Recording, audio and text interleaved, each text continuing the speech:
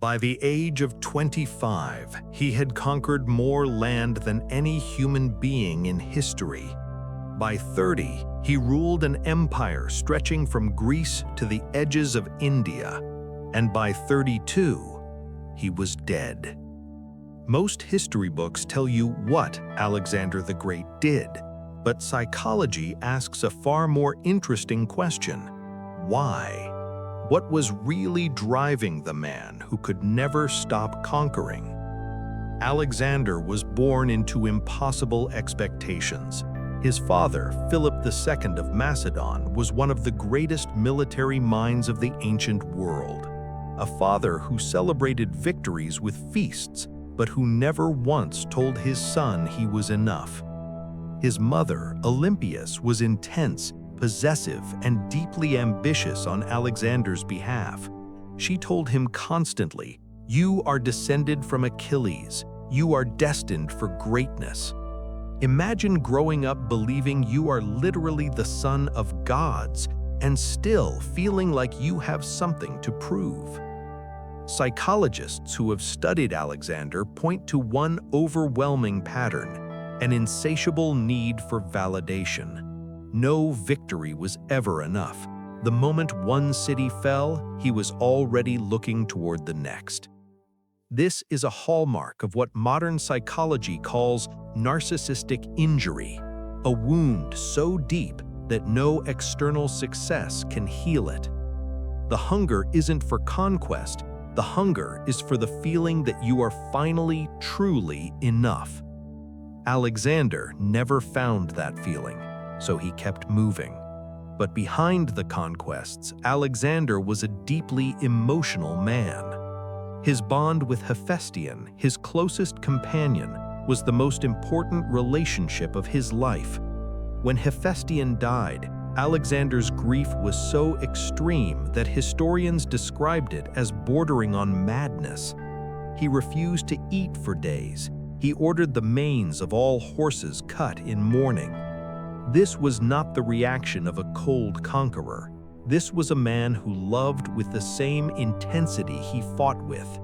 Extreme in war, extreme in love, extreme in grief. Alexander could not do anything in half measures. Here is where Alexander's psychology becomes a trap. He had built his entire identity around being unstoppable, which meant stopping was not just defeat, it was the destruction of the self. When his generals begged him to turn back from India, Alexander could not process the request, not because he was cruel, but because retreat meant confronting a self that existed beyond conquest. And that self, the one underneath all the glory, he had never learned to meet. If this is changing how you see Alexander, hit that like button right now and subscribe for more psychology breakdowns like this one. In his final years, Alexander began drinking heavily. He became paranoid, executing generals he once trusted, seeing enemies where there were none. The man who once inspired thousands with his courage was now ruling through fear. Psychologists recognize this pattern. When the coping mechanism stops working, the wound underneath finally surfaces. The conquests had been a dam holding back decades of unprocessed pain. When there was nowhere left to conquer, the dam broke. Alexander the Great was not a god. He was a deeply wounded child who learned to turn pain into power. And in doing so, he changed the world, but he never changed himself. The uncomfortable truth his story reveals: you can outrun your pain for a lifetime. You can build empires to escape it. You can fill stadiums to drown it out. But the wound waits. It is infinitely patient. And the only way through it is not around it.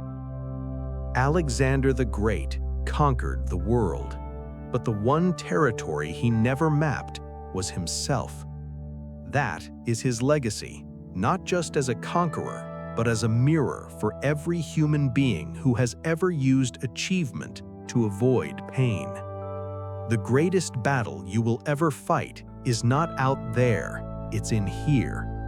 Share this with someone who is always conquering but never resting. And subscribe, because history's greatest figures have the most to teach us about ourselves.